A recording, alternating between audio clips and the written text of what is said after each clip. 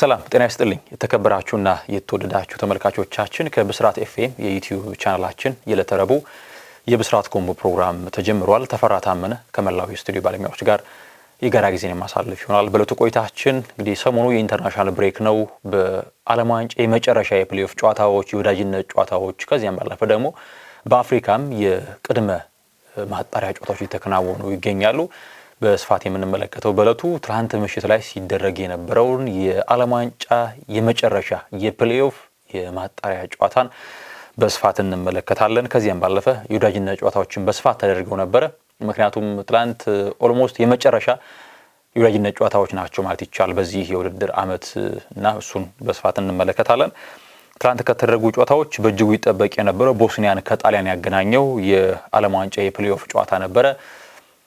እናም ጨዋታው በእጅጉ ይጠበቃል። በተለይ ደግሞ ጣሊያን ባለፉት ሁለት የዓለም ዋንጫዎች አለመሳተፏን ተከትሎ በዘንድሮስ እንዴት ባለ መንገድ ይህንን የመጨረሻ የማጣሪያ ጨዋታ ተከውናለች፣ ምንስ ይገጥማታል የሚለው በእግር ኳስ ቤተሰቡ ዘንድ ይጠበቅ ነበርና ትላንት ቦስኒያ ላይ ነበረ ጨዋታው የተከናወነው።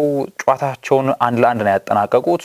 ሞይስኪን ገና በጊዜ 15ኛው ደቂቃ ላይ ከኒኮሎ ባሪ ላይ ያገኘውን ኳስ አስቆጥሮ መሪ ማድረግ ቻለ አዙሪዎቹን። ከዚያም በዘለግ ላሉ ጊዜያቶች በዚህ ጎል መምራት ችሎ ነበር። ነገር ግን በመጀመሪያው አጋማሽ 41ኛው ደቂቃ ላይ ባስቶኒ በሰራው ጥፋት ምክንያት ቀይ ካርድ ተመለከተና በጣሊያን በኩል የኒውሜሪካል አድቫንቴጅ ተወሰደባቸው በቦስኒያ ማለት ነው። ይህ ደግሞ የበለጠ ጣሊያኖች እንዲከላከሉ፣ በአንጻሩ ደግሞ ቦስኒያዎች በማጥቃት ስሜት ጎል ተቆጥሮባቸዋል። የተጫዋች ብልጫ አላቸው። ስለዚህ ጎል ለማስቆጠር ደጋግመው ይፈትሹ ነበረ።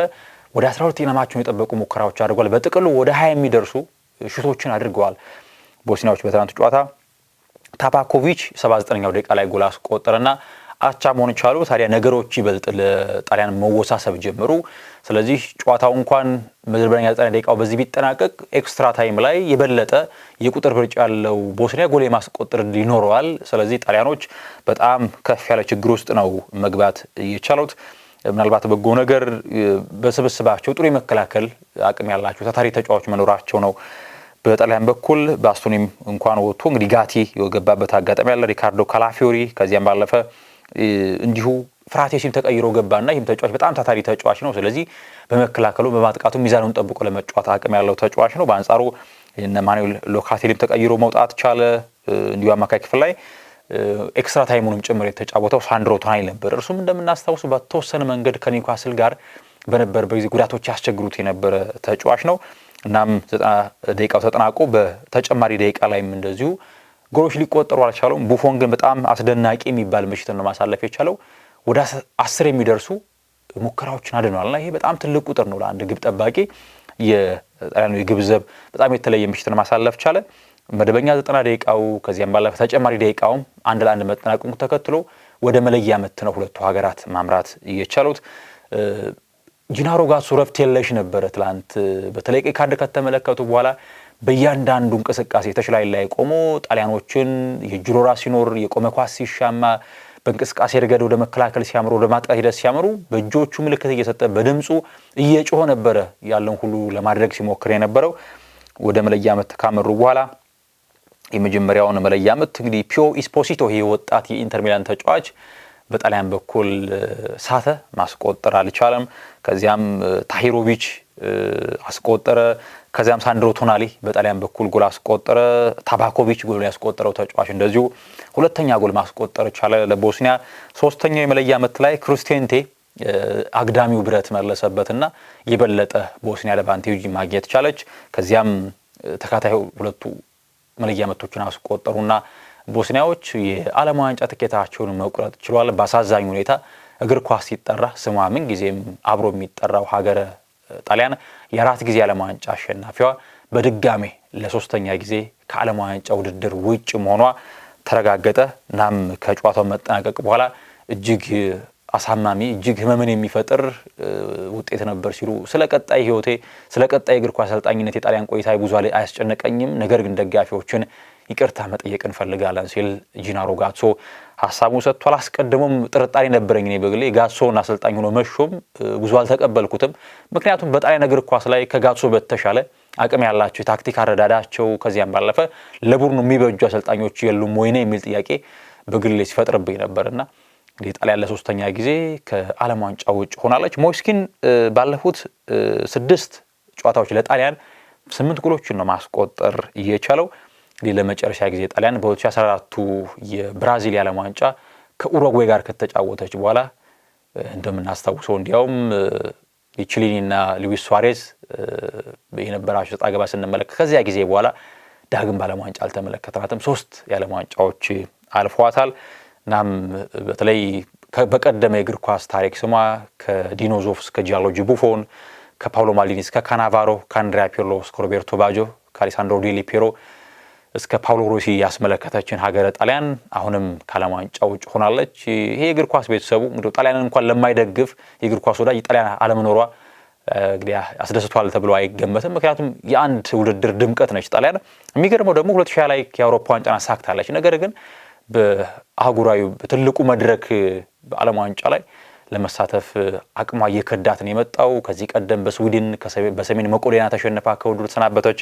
አሁን ደግሞ በቦስኒያ ተሸንፋ ተሰናብታለች። በተጫዋች ስብስብ ረገድ በተለይ እንዲያው የዓለም ዋንጫ ለማሳካት አቅም አይኖራት እንጂ ለተሳትፎ የሚበቁ ተጫዋቾች አሏት ብዬ አምናለሁ። ግብ ጠባቂው ዶናሩማ ዓለማችን ላይ ካሉ ምርጥ 3 ግብ ጠባቂዎች አንዱ ነው።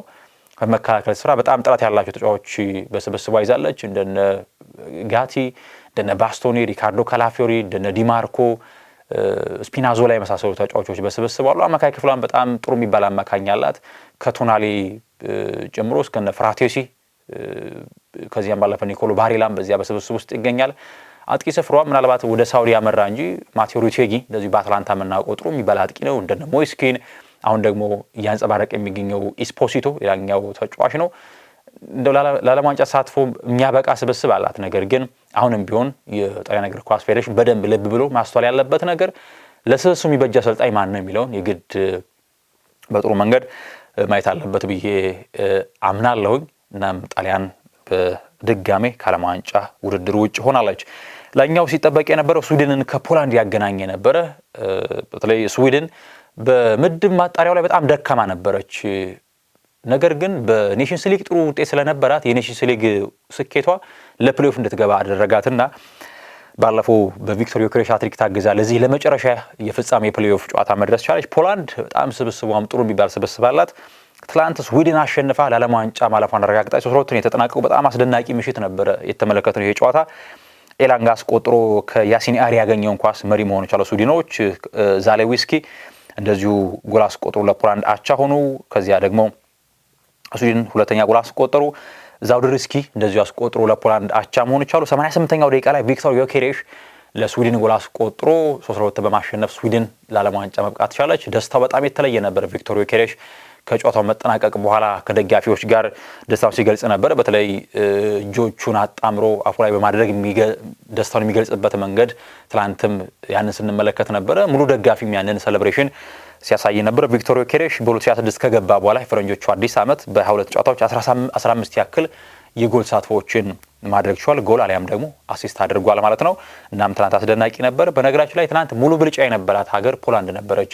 በኳስ ቁጥጥር ድሎችን በመፍጠር ፖላንድ የተሻለችው ሀገር ነበረች። ነገር ግን ስዊድን ያገኘችው ድል በመጠቀም ለዓለም ዋንጫ ማለፍ አረጋግጣለች። እንደምናስታውሰው አሰልጣኟን አሰናብታ ግራሃም ፖተርን መሾሟ ይታወቃል። ግራሃም ፖተር በቀደም የስልጠና ሂደታቸው በተለይ ደግሞ ምናውቃቸው በብራይተን ከዚያም ባለፈ ደግሞ በቼልሲ አሰልጣኝነታቸው እናውቃቸው ነበር። ዳግም በነገራችን ላይ በስዊድንም በክለቦች ያሰለጥኑ ነበር። እናም ከቁርኝታቸው የጠነከረ ነው ከስዊድን ጋር። እናም ከእርሳቸው መምጣት በኋላ መጠነኛ መሻሻል አስመልክቷል ስዊድን። ነገር ግን ጠንካራ ቡድን እንዳልሆነም ትናንት ተመልክተናል። ለዓለም ዋንጫ ግን ማለፉን አረጋግጧል። ሌላኛው ኮሶቮን ከቱርክ ያገናኘው ጨዋታ በቱርክ 1-0 አሸናፊ ተጠናቋል። አክቱር ኮግሉ ነው የአሸናፊነቷን ጎል ማስቆጠር የቻለው። እናም ቱርክ ለዓለም ዋንጫ ማለፏን አረጋግጣለች። ሌላኛው ቼክ ሪፐብሊክን ከዴንማርክ ያገናኘው ጨዋታ 2-2 ተጠናቀቀ። ከዚያም በመለያ ምት ነው ትላንት ቼክ ሪፐብሊክ 3-1 አሸንፋ የዓለም ዋንጫ ትኬቷን መቁረጥ የቻለችው። ሌላኛው መርሃ ግብር ዲያር ኮንጎን ከጃማይካ ያገናኘ ጨዋታ ነበረ። ይሄ ጨዋታ በተለይ ከጨዋታው አስቀድሞ በድጋፍ ስሜቱ የምናውቀው የዲያር ኮንጎ ደጋፊ ነበር አለ በአፍሪካ ዋንጫ ላይ እንዴት ባለ መንገድ ቡድኑን ሲደግፍ እንደነበረ ስናይ ነበረ። ነገር ግን በቪዛ ምክንያት ሜክሲኮ ላይ በሚደረገው የዚህ የመጨረሻ ፕሌኦፍ ለመመልከት እድል አላገኘም ነበር። ያን መረጃ በስፋት ሲወጣ ነበር። ሉሙምባን በማስታወስ የቀድሞ መሪያቸውን 90 ደቂቃ ሙሉ በመቆም እርሱን በማውሳት ድጋፍ ስሜቱን የሚያሳይ ደጋፊ ነበረ። በስሙም እንግዲህ ጎዳናም ተሰይሞለት እንደነበረ ስናው መረጃው ሲወጡ ነበር። ነገር ግን በቪዛ ምክንያት ወደ ሜክሲኮ ተጉዞ የዲያር ኮንጎን ጨዋታ ለመከታተል አልቻለም ነበር። ትላንት በአክሴል ቱዋንዜቤ ብቸኛ ጎል ዲያር ኮንጎ አሸንፋ ለዓለም ዋንጫ ማለፏን አረጋግጣለች። እንደነ ሳዲቂ በተለይ በሰንደርላንድ የምናውቀው ሳዲቂ በስብስቡ ውስጥ ነበረ። ትላንት እንደነ ዮዋን ዊሳ የመሳሰሉ ተጫዋቾችም አሩዋን ቢሳካ እንደነ ማስዋኩ እንደዚሁ በዌስትሃም እናውቀው ተጫዋች በስብስቡ ነበረ። እንግዲህ ዲያር ኮንጎ ከ52 ዓመታት በኋላ ለዓለም ዋንጫ ዳግም መሳተፍ የቻለችበት ውጤት ነው። እንግዲህ ዲያር ኮንጎ አሁን ላይ በአፍሪካ ከሚገኙ ሀገራት ምናልባት ምርጥ 4 ናሽናል ቲም ብንጠቅስ ምን ጠቅሳት ነች። ምናልባት እንደነ ሞሮኮ ከዚያም ባለፈ እንደነ አይቮሪ ኮስት እንደነ ናይጄሪያ የመሳሰሉ ቡድኖችን ጠቅሰን በመቀጠል ዲያር ኮንጎ ነው የምናነሳው። በጣም ጥራት አላቸው። በጣም የተዋቀረ ቡድን ነው እና ለዓለም ዋንጫ ማለፉን አረጋግጧል ትላንት ጃማይካን በማሸነፍ። ሌላኛው ኢራቅን ከቦሊቪያ ያገናኘ ሌላኛው የፕሌይኦፍ ጨዋታ ነበረ። ኢራቅ በአልሐምዲና በሁሴን ጎሎች 2-1 አሸንፋ ለዓለም ዋንጫ መብቃት ትችላለች። እናም ከ1986 በኋላ ነው ለዓለም ዋንጫ መብቃት የቻለችው። ለሁለተኛ ጊዜ ነው በታሪኳ ኢራቅ ለዓለም ዋንጫ መሳተፍ የቻለችው እና ኢራቅም እንደዚሁ ፕሌይኦፉን አልፋለች። አሁን የትኛው ምድብ ሁሉም ታውቋል። ፕሌይኦፍ እስኪደረግ ድረስ አንዳንድ ምድቦች 4ቱ ሀገራት አልታወቁም ነበረ። አሁን ግን ሁሉም ታውቋል ተለይተው። ምድብ ኤ ላይ ሜክሲኮ፣ ደቡብ አፍሪካ፣ ደቡብ ኮሪያና ቼክ ሪፐብሊክ ተቀምጧል። በአንጻሩ በጣም ተመጣጣኝ የሚባል ምድብ ነው ይሄ። ምክንያቱም ሜክሲኮም፣ ደቡብ አፍሪካም፣ ደቡብ ኮሪያም ቼክ ሪፐብሊክም ተመጣጣኝ የሚባል ጥራት ያላቸው ሀገራት ናቸው። እንዲያውም የአፍሪካን በመኮል የተጓዘችው ደቡብ አፍሪካ የተሻለ ለማሸነፍ እድል ይኖራት እንደሚችል ይታመናል። ምድብ ቢ ላይ ካናዳ፣ ቦስኒያ፣ ኳታርና ስዊዘርላንድ ይሄም ተመጣጣኝ የሚባል ምድብ ነው። ምናልባት ኳታር ነች በጥራቷ አነስ የምትለው እንጂ ካናዳ፣ ቦስኒያም ስዊዘርላንድም ምናልባት ስዊዘርላንድ የተሻለ የስብስብ ጥራት አላት እንጂ ያን ያክል የተለየ በከፍታ የምናስቀምጠው ናሽናል ቲም የለም። ግሩፕ ሲ ላይ ብራዚል፣ ሞሮኮ፣ ሃይቲና ስኮትላንድ ተቀምጠዋል። ምናልባት ለብራዚል ልትፈተን ትችላለች። ምክንያቱም ሞሮኮም ጠንካራ ቡድን ነች፣ ስኮትላንድም ጥሩ ስብስብ ያላት ሀገር ነች። ግሩፕ ዲ ላይ አሜሪካ አለች፣ ፓራጓይ፣ አውስትራሊያና ቱርክ እንደዚሁ ተቀምጠዋል። ግሩፕ ኢ ላይ ጀርመን፣ ኮራካው እንደዚሁም ደግሞ አይቮሪ ኮስት እና ኢኳዶር ናቸው የተቀመጡት። ይሄ ምናልባት ጀርመን ከሌሎቹ ሀገራት በተሻለ ጥራት ያላት ሀገር ነች። ግሩፕ ኤፍ ላይ ኔዘርላንድ፣ ጃፓን፣ ስዊድን እና ቱኒዚያ ይሄም ጠንከር ሊል እንደሚችል ይታሰባል። ኔዘርላንድስ ምክንያቱም ኔዘርላንድም ተከላካይና አማካይ ጥሩ ስብስብ አላት። አጥቂ መስመሯ ግን በጣም ደካማ ነው። ስለዚህ እንደ ጃፓን፣ እንደ ስዊድን፣ እንደ ቱኒዚያ ያሉ ቡድኖች ሊፈትኗት እንደሚችሉ ይታሰባል። ግሩፕ ጂ ላይ ቤልጂየም፣ ግብጽ፣ ኢራንና ኒውዚላንድ ተቀምጧል። ግሩፕ ኤች ላይ ስፔን፣ ኬፕ ቨርዴ፣ ሳውዲ አረቢያና ኡሩጓይ ናቸው የተቀመጡት። ሌላኛው ምድብ ነው። ግሩፕ አይ ላይ ፈረንሳይ፣ ሴኔጋል፣ ኢራቅና ኖርዌይ ተቀምጧል። ይሄም ጠንከር ሊል ይችላል ይሄ ምድብ። ምክንያቱም ፈረንሳይ ምንም ጥያቄ የለውም በጣም የተሻለ ስብስብ ያላት ሀገር ነች። ሴኔጋልም እንደዚሁ አፍሪካን በመወከል ከሚያምሩት ብርቱ ቡድኖች መካከል ትጠቀሳለች። ኖርዌይም በጣም ጥሩ ስብስብ አላት። ምናልባት ኢራቅ ነች ደካማ ቡድን ተብላ የምትቀመጠው። ግሩፕ ጂ ላይ ያለፈው ውድድር አሸናፊዋ አርጀንቲና፣ አልጄሪያ፣ ኦስትሪያ እና ጆርዳን ናቸው የተቀመጡት። ግሩፕ ኬ ላይ ፖርቱጋል፣ ዲያር ኮንጎ፣ ኡዝቤኪስታን እና ኮሎምቢያ ተቀምጠዋል። እንደምናውቀው ዲያር ኮንጎ እንግዲህ ተጠቅሰው ነበር በጣም ጥሩ ቡድን ነች። ኮሎምቢያም ጠንካራ ቡድን ነች። ስለዚህ ለፖርቱጋል ሊፈትኑ እንደሚችሉ ይታሰባል። የመጨረሻው ምድብ ላይ እንግሊዝ፣ ክሮኤሺያ፣ ጋና እና ፓናማ ተቀምጠዋል። ምናልባት ጋና በቀደመ ጥራቷ ላይ ብትሆን ይህን ምድብ ይጠበቅ ነበር። ምክንያቱም ክሮኤሺያ ምንጊዜም በየቶርናመንቱ ራሷን በጥሩ መንገድ በተለይ ባለፉት 2 የዓለም ዋንጫዎች ላይ በጣም ጥሩ ቡድን ሆና ቀርባለች። ነገር ግን ጋና አሰልጣኟን ማሰናብታለች። 2 ዓመታትን ካሳለፈ በኋላ ተሰናብቷል ከወዳጅነት ጨዋታ ከተሸነፈ በኋላ በጀርመን። እናም ጋና በዚህ ምድብ ትገኛለች። ሙሉ የምድብ ዝርዝሩ ይህን ይመስላል። ተመልካቾቻችን የወዳጅነት ጨዋታዎችን እንመለከት። እንግሊዝ ትናንት በጃፓን ተሸንፋለች። በሚቶማ ብቸኛ ጎል ነው ማሸነፍ የቻለችው ጃፓን። ለውጦች ነበሩ። በተለይ ከላይናፑ ብዙ ለውጦችን አድርገው ነበር። ቶማስ ቱኸል ጆርዳን ፒክፎርድ ግብ ጠባቂ ነበር። ቤን ዋይት፣ ዝሪ ኮንዛ፣ ማርክ ጌሂና ኒኮ ኦራይሌ ምናልባት ከአራቱ ተከላካዮች 3ቱ ቋሚ ሊሆኑ የሚችሉ ናቸው አይደለ? በዓለም ዋንጫው ዝሪ ኮንዛ፣ ማርክ ጌሂም ሆነ ኒኮ ኦራይሌ በመከላከል ጥሩ የሚባል ተከላካይ ስፍራን ይዘው ነበር የገቡት። ኮቢ ሜኖና ኤሊዮት አንደርሰን አማካይ ነበሩ። ኮል ፓልመር፣ አንቶኒ ጎርደን፣ ሞርጋን ሮጀርስ እና ፊል ፋደን ነበሩ ፊት መስመር ላይ የተሰለፉት። ትናንት ሽንፈት ገጥሟቸዋል። ቶማስ ቱኸል 9 ድል 1 አቻ 2 ሽንፈት ገጥሟቸው ወደ እንግሊዝ አሰልጣኝነት ከመጡ በኋላ ኮል ፓልመር በጣም ደካማ ዓመትን እያሳለፈ ይገኛል። ትላንትም ምንም ሹት አላደረገም። 2 ቁልፍ ኳሶችን ብቻ ነው ማቀበል እየቻለው። ከ5 የጋራ ኳሶች 2ቱን ነው ያሸነፈውና ኮል ፓልመር ምናልባት የዘንድሮ ድራማው በጣም ደካማ ጊዜን ያሳለፈ ይገኛል። ኔዘርላንድ ከኢኳዶር 1-1 ተለያይተዋል። ዊሊያም ፓቾ በራሱ መረብ ላይ ያስቆጠረ፣ ኢነር ቫሌንሲያ ደግሞ ለኢኳዶር ጎል አስቆጥሯል። አይቮሪ ኮስት በኒኮላስ ፔፔ ብቸኛ ጎል ስኮትላንድን አሸንፋለች።